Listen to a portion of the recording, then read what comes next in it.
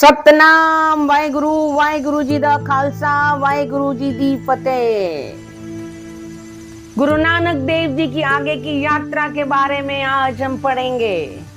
गुरु नानक देव जी जब प्रयाग इलाहाबाद पहुंचे तब उन दिनों कार्तिक पूर्णिमा का स्नान चल रहा था, इसलिए अपार जन समूह त्रिवेणी घाट पर विशेष स्नान का लाभ लेने के लिए इकट्ठा हुआ था।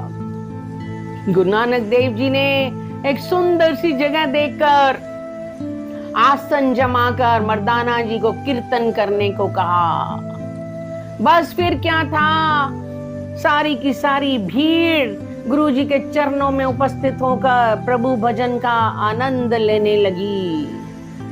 लव कुत्ता कूड़ चूड़ा ठग गई खाद मुर्दार, पर निंदा पर मल मुखी शुद्धि अग्नि क्रोध चंडाल, रसकस आप सलाहना एक करम मेरे करतार, बाबा बोलिए पति होए। सीरी राग अंग 15। हमारी लालच की प्रवृत्ति कुत्ते की आदत के समान है। झूठ बोलना नीच भंगी जैसा काम है। दूसरों को धोखा देकर जीविका कमाना मुर्दा खाने के बराबर है। दूसरों की निंदा करनी उसका मल सेवन करने के समान है। बिना कारण क्रोध चंडालों की आदत के बराबर है। इन रसों कसों में पढ़कर हम खुद की प्रशंसा करते हैं, किंतु हमें वही बात बोलनी कहनी चाहिए जिससे समाज में हमारी इज्जत बढ़े। गुरु जी के सामने अपार जन समूह के कारण परिस्थिति का अनुमान लगाने कुछ पंडे लोग आए। उनमें से एक जो कि उनका मुखिया था बौखला उठा। आश्चर्य में सोचने लगा, ये नया साधु कौन है जो सबको अपनी तरफ आकर्षित कर रहा है। हमारा तो धंधा ही चौपट हो रहा है। हमारे निकट कोई भी नहीं आता, हमारी जीविका कैसे चलेगी। सभी लोग कुछ सोच विचार करके कोई युक्ति सोचने लगे जिससे गुरु जी की तरफ से जनसमूह को अपनी ओर आकर्षित किया जा सके। तब पंडित चतुरदास गुरु जी के पास जाकर जनता से कहने लगे कि सभी भक्त जन ध्यान दें कि ये व्यक्ति अधूरा साधु है। इसके कीर्तन का कोई लाभ होने वाला नहीं है, क्योंकि इन्होंने ना तिलक लगाया है, न तुलसी माला पहनी है, ना ही इनके पास सालिग्राम है, ना ही चिमटा करमंडल धारण किया हुआ है। उस समय गुरुजी ने उत्तर दिया, पंडित चतुरदास जी, आपने जो साधु के लक्षण बताए हैं वे वास्तव में सिर्फ बाहरी वेशभूषा के चिन्ह मात्र हैं। इन चिन्हों का समाग रचकर जनसाधारण को धोखा देते हैं। केवल इन चिन्हों के प्रयोग से कोई व्यक्ति बड़ा नहीं बन जाता जब तक कि वह प्रभु नाम की कमाई नहीं करता और अपना अंतःकरण विकारों से शुद्ध नहीं करता। ज्यादातर लोग पेट पालने के लिए दूसरों पर निंदा रूपी कीचड़ फेंकने में व्यस्त रहते हैं, किंतु वे अपने गिरेबान में झांक कर नहीं देखते कि वे खुद आध्यात्मिक दुनिया में कहां खड़े हैं। इस सत्य कटाक्ष को सुनकर पंडित चतुरदास जी को अपनी वास्तविक आकृति दिखने लग गई। तब गुरुजी ने भाई मर्दाना जी को रबाब बजाने के लिए कहा। भाई जी बसंत राग की मधुर धुन निकालने लगे, जिसको गुरुजी ने इन शब्दों में कलमबद्ध किया। साल ग्राम बिप पूज मनावे, सकृत तुलसी माला, राम नाम जप बेड़ा बांध्यो, दया करो दयाला, काहे कलरा सिंचो जन्म गवायो, काची ठगी दीवाल काहे गच लाव्यो। बसंत हिडोल महल्ला 1 अंग 1170। अर्थात मैं केवल राम नाम से ही प्रभु प्राप्ति में विश्वास करता हूँ। मेरे को दिखावे के चिन्हों की कोई जरूरत नहीं है, केवल इन चिन्हों को धारण करके मोक्ष प्राप्ति का सपना देखना भी ऐसा है जैसे बंजर भूमि को हम सींचते हैं, या ये कह देते हैं कि कच्ची मिट्टी की दीवार पे कोई स्थायी भवन बन नहीं सकता। इसी तरह बाहरी चिन्हों से, सालग्राम, तुलसी माला, तिलक से प्रभु प्राप्ति नहीं करा सकते। इसका तात्पर्य ये है कि राम नाम को जो व्यक्ति नहीं आराधता उसका उद्धार नहीं हो सकता। ठीक उसी प्रकार जिस प्रकार कोई मल्ला अपनी नाव का रस्सा खोले बिना चप्पू चलाता रहे, भले ही वह कई प्रकार के साधुओं वाले समाग रचता रहे।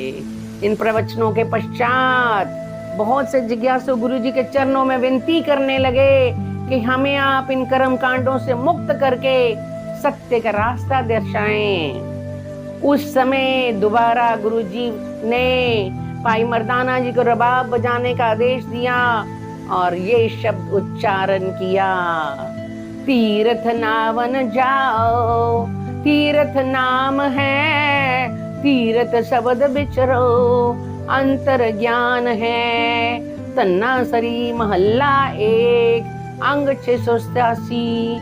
गुरुजी कहने लगे, हे सत्पुरुषों, वास्तव में प्रभु के नाम की आराधना ही तीर्थों का सच्चा स्नान है तथा महापुरुषों द्वारा दिए गए उपदेशों का मनन करके उस पर जीवन व्यतीत करना सच्चा ज्ञान है, जो कि हमारा कल्याण करने में सहायक होगा, क्योंकि उन्हीं कार्यों से मन, चित्त, बुद्धि को एकाग्र करके लक्ष्य की प्राप्ति के लिए संयुक्त रूप से कार्य करना ही त्रिवेणी या संगम स्नान है। फिर गुरुजी प्रयाग में गए। जब वो प्रयाग पहुंचे, वहां पर एक विशाल बरगद का पेड़ था जिसका नाम था अक्षय वट।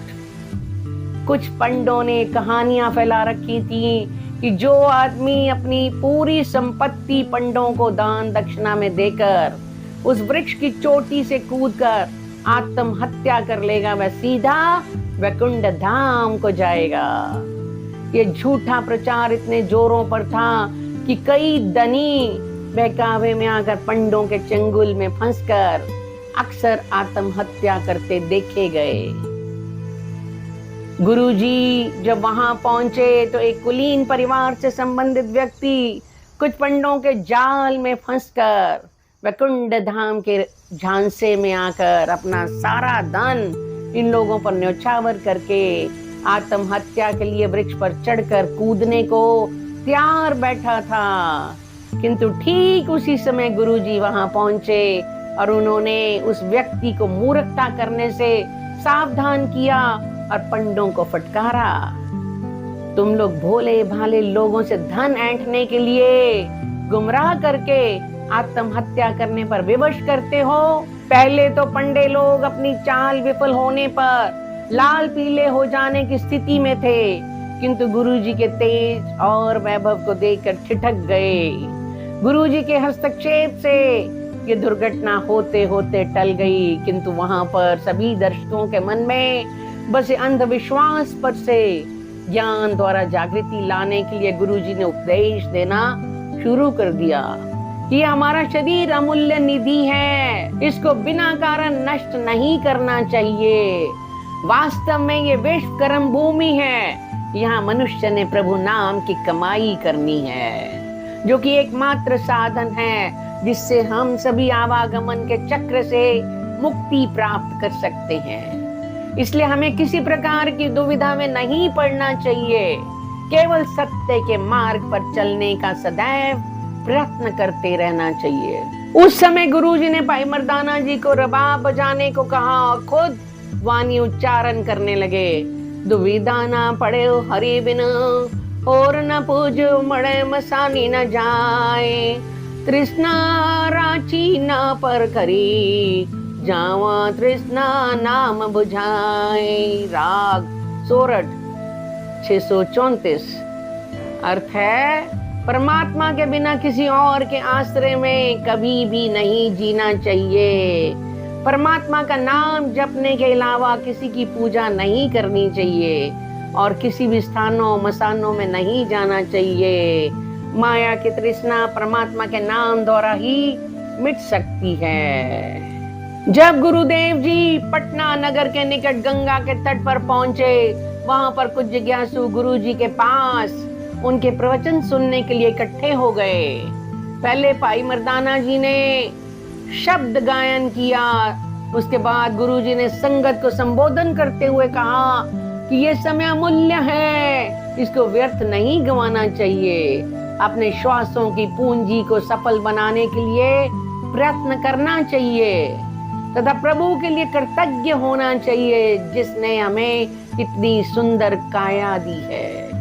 हमें उसकी प्रत्येक वस्तु उपहार के रूप में लेनी चाहिए। उसकी दी हुई किसी भी वस्तु की कीमत नहीं आंक सकते हम। ये पवन जल इत्यादि ही ले लो, हम देखते हैं कि ये सब उसके अमूल्य विशाल भंडार हमें मिले हैं। ये सब उसके दिए हुए हमारे को तोहफे हैं। ना हवा के बिना चल सकता है, ना हम जल के बिना चल सकते हैं। इसके बदले में हमें कुछ देना नहीं पड़ता। वे लोग जो किसी कारणवश इस काया में कमी महसूस करते हैं, विकलांग हैं, यदि वे किसी भी कीमत पर इस काया के सुधार की इच्छा रखते हैं, तो क्या संभव है? कदाचित नहीं। इसलिए उन लोगों को कटु अनुभव हो जाता है कि उसकी प्रकृति के उपहारों का कोई विकल्प नहीं है। इसलिए हमें प्रत्येक क्षण सतर्क रहना चाहिए, हम कोई भी अनुचित काम ना करें। ये उपदेश सुनकर एक श्रद्धालु ने शंका की, गुरुजी आप हमें पानी का मूल्य बताएं। गुरुजी ने उससे कहा, हे भक्तजन आप क्या काम करते हैं? उसने उत्तर दिया, जी मैं एक जागीरदार हूँ। गुरुजी ने कहा, एक किसान तो पानी के महत्व को जानता है, किंतु हम आपकी शंका के समाधान के लिए जीवन के यथार्थ को समझाने की चेष्टा करते हैं। मान लो रास्ते के सफर में कहीं ऐसी परिस्थिति आ जाए, कहीं पानी ढूंढने से भी ना मिले, उस समय आप प्यास से व्याकुल हो, तो ऐसे में एक प्याला पानी तुम्हें कोई कहीं से लाके दे, तुम्हारे प्राण बचा ले, तुम उस व्यक्ति को क्या दोगे? जमींदार ने कहा, यदि प्राण रक्षा तक नौबत आ जाए तो मैं आधी संपत्ति दे दूंगा। ये उत्तर सुनकर गुरुजी कहने लगे कि मान लो वह पानी का प्याला शरीर के अंदर किसी कारण रुक जाए, उसकी निकासी ना हो पाए, दर्द के कारण बुरा हाल है, ऐसे में कोई व्यक्ति आपके उपचार करके बिल्कुल सही कर दे तो आप क्या दोगे? इस पर जमींदार कहने लगा, मैं उसे अपनी बाकी की आधी संपत्ति भी दे दूंगा। तब गुरुजी ने निर्णय दिया, इसका अर्थ ये हुआ, एक प्याले पानी की कीमत तुम्हारी पूरी संपत्ति है। ये सुनकर सभी गुरुजी की विचारधारा से प्रभावित हो गए। गुरुजी जहां भी जाते हैं अपना वर्चस्व साबित कर देते हैं, कर्म कांडों का विरोध करते हैं। सतनाम वाहिगुरु, वाहिगुरु जी दा खालसा, वाहिगुरु जी दी फतेह।